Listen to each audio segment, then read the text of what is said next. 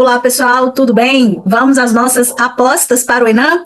Gravei esse vídeo antes da primeira prova e acertei algumas questões, então vamos repetir a dose. Vou trazer aqui 6 apostas para o segundo Exame Nacional da Magistratura, o segundo Enem. Vamos lá, então. Primeira questão, então vou falar, as minhas 6 apostas de questões.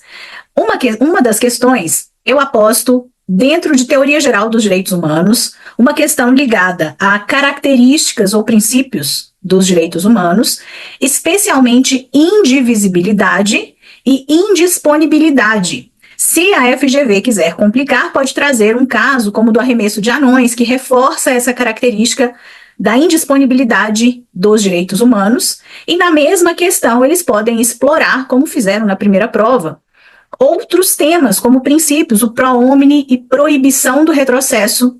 Estou, assim, com uma ideia aqui de que podemos ter uma questão envolvendo proibição do retrocesso, lembrando que a proibição do retrocesso não traz uma vedação absoluta. É possível alguma restrição na proteção dos direitos, desde que exista uma justificativa razoável, que não seja uma restrição que ameace de morte aquele direito e que a ideia de proporcionalidade tenha sido observada. E ainda dentro desse princípio, nós temos subespécies de proibição do retrocesso trazidas pelo André de Carvalho Ramos, observando a jurisprudência do Supremo. Então, seria uma questão fantástica, né? Então, essa é a minha primeira aposta envolvendo esses temas. Uma segunda aposta, pensando agora em incorporação de tratados, foi um tema que apareceu na primeira prova. Eu tinha feito essa aposta e continuo com ela. Dentro dessa temática, eles podem continuar cobrando tese do duplo estatuto, questões relacionadas a controle de convencionalidade, que eu acho que a banca vai continuar cobrando nesse sentido, e se quiser aprofundar, pode trazer jurisprudência da Corte Interamericana acerca desse controle. Então, pode mencionar, por exemplo, o caso Almonacid Arellano versus Chile, que nos traz parâmetros sobre controle de convencionalidade, o caso A Última Tentação de Cristo, do filme, que teve a sua publicação, a sua exibição proibida, foi censurado no Chile. Então, nós podemos ter aqui essa menção, assim como o caso Gelman versus Uruguai. Então, no caso Almonacid Arellano, a Corte diz que os juízes podem e devem exercer de ofício esse controle. No Gelman versus Uruguai, vem dizer que não é só o Poder Judiciário, mas também aquelas autoridades que trabalhem junto da administração da justiça, que tenham relação com a administração da justiça, devem realizar esse controle de convencionalidade. Então, nós pensamos aqui não só na magistratura, mas Ministério Público, delegados de polícia, eles fazem uma aferição desse controle de convencionalidade, seria uma questão interessante. E na mesma questão, um tema que ainda não foi explorado, alteração recente na jurisprudência do Supremo.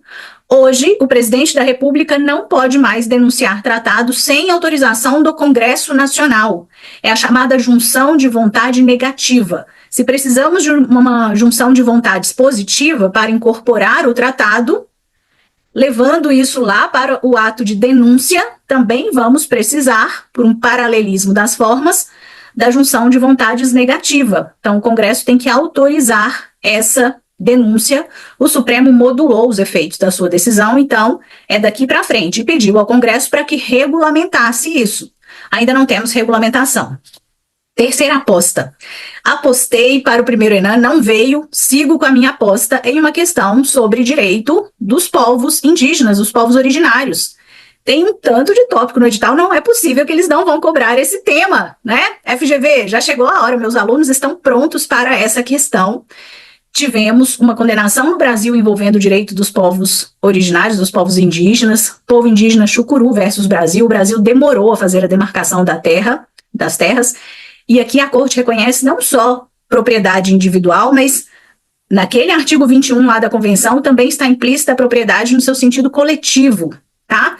E nesse caso, a Corte ressalta a relação de ancestralidade com a terra. Ela não concorda com essa demarcação de terras, considerando um marco temporal, como queriam fazer aqui no Brasil.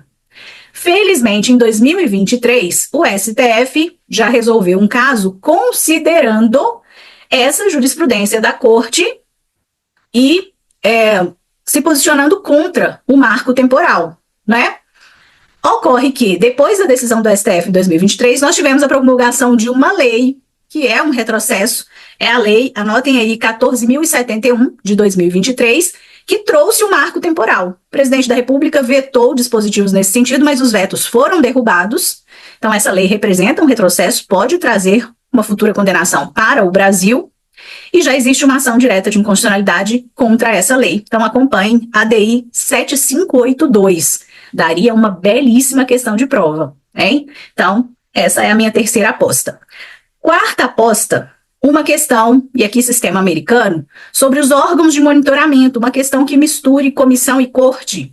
Falando da atuação desses órgãos, nós sabemos que a comissão tem atuação bifronte, porque ela atua perante os órgãos, perante os estados membros da OEA e perante os estados membros da Convenção Americana. Então, é a sua atuação bifronte, não é? E as bancas gostam de explorar isso.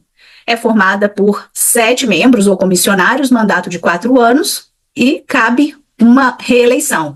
Quem pode acionar a comissão? Pessoas, grupos de pessoas ou ONGs. Já a Corte, que é o órgão jurisdicional aqui do nosso sistema americano, foi criada pela Convenção Americana, tem funções contenciosa e consultiva. A função contenciosa só vale para os estados que ratificaram a convenção e aceitaram expressamente essa jurisdição contenciosa.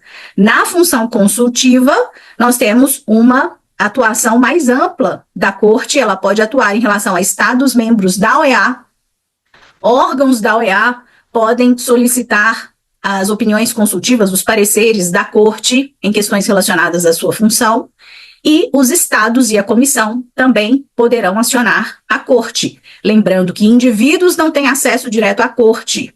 Indivíduos não têm acesso direto à Corte. Nós adotamos aqui o locus standi, que é diferente do ius standi, adotado lá no sistema europeu, que possibilita ao indivíduo acessar diretamente o Tribunal Europeu. Isso não existe aqui no sistema americano. Então, seria uma excelente questão de prova, né? Essa parte mais prática no monitoramento aqui do sistema americano. Quinta aposta, uma questão que envolvesse artigos da Convenção Americana e a jurisprudência do Supremo e da própria Corte Interamericana, como algum caso relacionado à liberdade de expressão, como a interpretação acerca do crime de desacato, que é do Supremo e do STJ, são diferentes do posicionamento da Relatoria para a Liberdade de Expressão da Comissão Interamericana, não é? STF e STJ entendem que o crime de desacato não viola a Convenção Americana. Ou ainda uma questão mais processual, que é bem interessante, sobre decisão em prazo razoável, que é uma garantia judicial lá do artigo 8º da Convenção Americana. Quais os elementos, segundo a Corte Interamericana, para definirmos se um prazo é ou não razoável? Olha como isso daria uma questão interessante. Deixa eu passar aqui com vocês por esses elementos. Não sei, hein, gente? Estou achando que isso pode ser uma das questões. Então, os elementos são o que a Corte vai considerar: complexidade do assunto, atividade processual do interessado, conduta das autoridades judiciais e o efeito gerado na situação jurídica da pessoa envolvida no processo.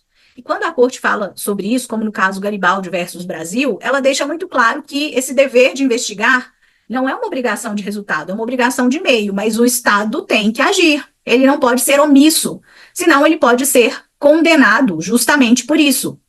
E ainda dentro dessa temática, chegou recentemente lá na Comissão Interamericana o caso Boate Kiss. A comissão admitiu a petição e vai investigar o caso. Veja bem, o Brasil ainda não foi responsabilizado, mas vai haver uma investigação, por enquanto, na Comissão Interamericana, por falhas, né? Eles apontam falhas durante o processo, a demora nessa investigação e responsabilização dos autores de crime, pode ser que isso futuramente gere a responsabilização do Brasil. E, por fim, sexta aposta, uma questão, voltando agora lá no sistema global, algo que envolva o que eles já vêm cobrando ali sobre revisão periódica universal, relatores especiais, mas eu tenho um palpite mais forte sobre universalismo e relativismo cultural, que é uma discussão interessante.